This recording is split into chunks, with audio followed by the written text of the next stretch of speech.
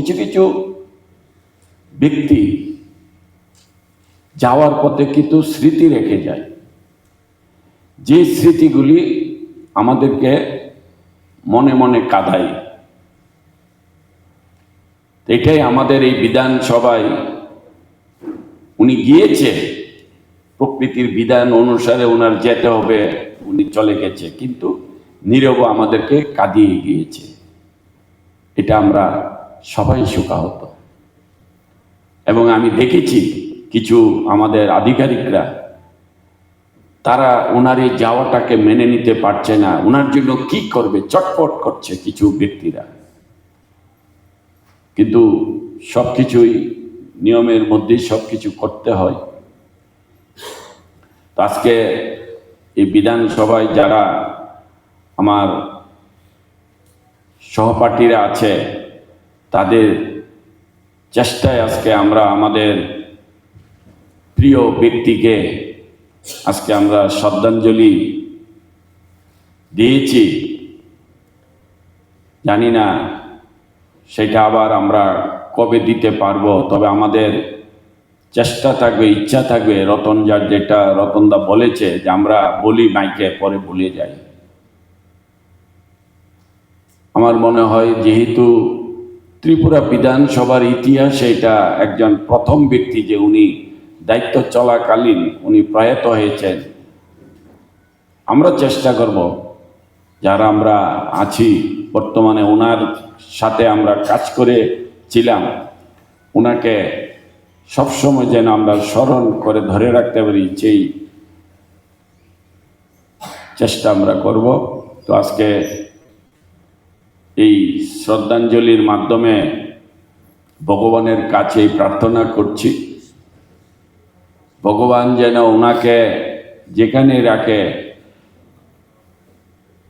সুখে রাখে, শান্তিতে রাখে। এটাই আমার সকলের প্রার্থনা। এই কয়েকটা কথা যেতেন, আমি তার কাছে তুলে ধরতাম, তিনি কাজটা আন্তরিকভাবে করার চেষ্টা করতেন।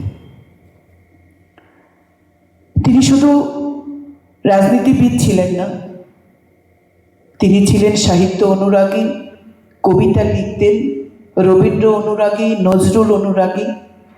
তার চেম্বারে সুমনবাবু, তারা জানেন সুমনবাবু এই কাজটা করেছেন, সুমন সাহা।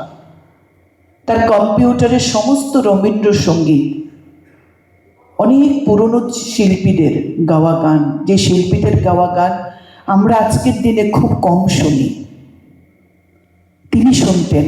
তিনি বলতেন, রিওয়াইন্ড করতেন যে এই গানটা কি পরিস্থিতিতে গিয়েছিলেন, কাকে লক্ষ্য করে এই গানটা তিনি গেয়েছিলেন দিদি। একবার নজরুলের নাতনি এসেছিলেন, কবি নজরুলের নাতনি এসেছিলেন আমার সাথে দেখা করে।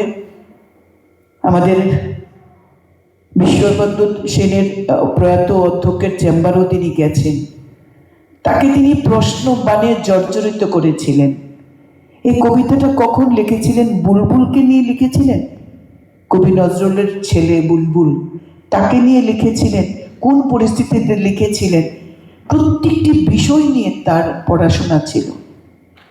সবচেয়ে যেটা আমাকে আকর্ষিত করত, তিনি চেম্বারে এসেই প্রথম গুরুদেব রাম ঠাকুরকে আগে প্রণাম করতেন, তারপর তার বাবা মাকে প্রণাম করে তারপর তিনি চেয়ারে বসতেন।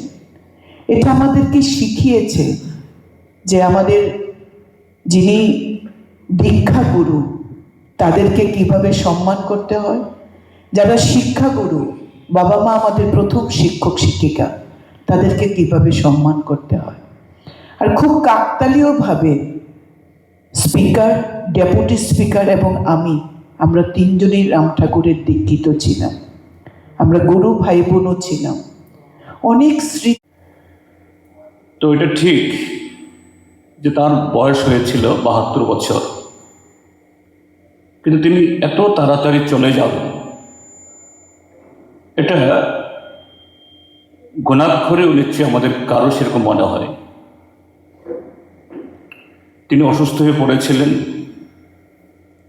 কিন্তু তার যে একটা নিজেকে উজ্জীবিত করার যে শক্তি, ব্যক্তিগতভাবে যে সে আঘাতটা একটু কঠিন হলেও এটার সাথে মোকাবেলা করে সে যুদ্ধে বিজয়ী হয়ে তিনি ফিরে আসবেন সমহিমায়, আবার আমাদের এই বিধানসভা তথা অধিবেশন পরিচালনা করবেন, এটা আমার দৃঢ় বিশ্বাস ছিল। এবং যে কোনো দিনে তিনি ফিরে আসবেন ঠিক এরকমই ভাবতাম, যেন একটা সুখবর পাবো, তিনি আসলে যদি বিধানসভাতেও না আসেন তার বাসায় গিয়ে হলে দেখা করব, এরকমভাবেই আমি মনে মনে অপেক্ষা করতাম। যাই হোক, যেটা প্রকৃতির বিধান, সবাইকে চলে যেতে হবে, তিনি এই যুদ্ধে আপাতত হেরে গেছেন, আজকে আমাদের মধ্যে নেই। তো আজকে তাকে আমরা স্মরণ করছি। অবশ্যই একটা মানুষের নানা দিক আছে। আমরা একটা মানুষ সমাজের জন্য, মানুষের জন্য যা করে গেছেন, সর্বদা আমরা সে কথাগুলি সেখানে মনে রাখব। তো ব্যক্তিগতভাবে তার সাথে আমার পরিচয় 2008 সালে, যখন তিনি প্রথম নির্বাচিত হয়ে আসেন। তখন আমার 4th টার্ম, আমিও 4র্থবার নির্বাচিত হয়ে এখানে এসেছি। আমরা টিজার ইভেন্টসে দুইজন আপনাদের সামনে বিশ্বদার ব্যাপারে আলোচনা করেছেন।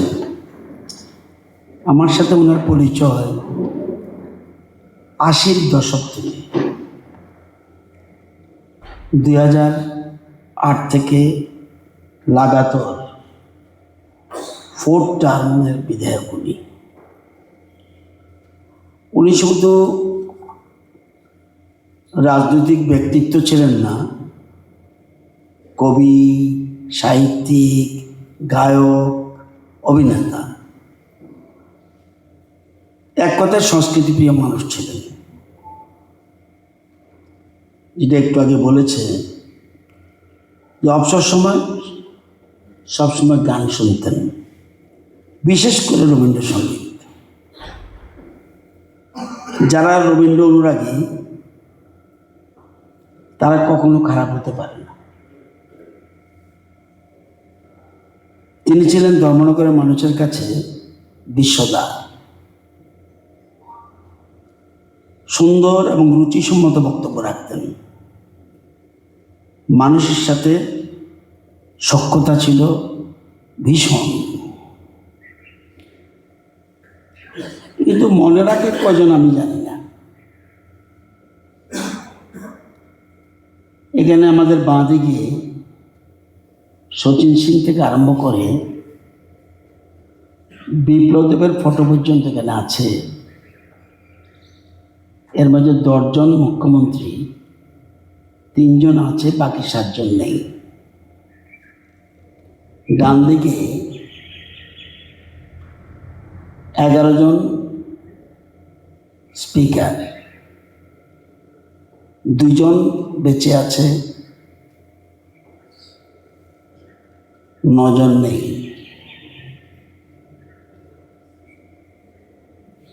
আসলে যোগদান করেন এবং 2018 সাল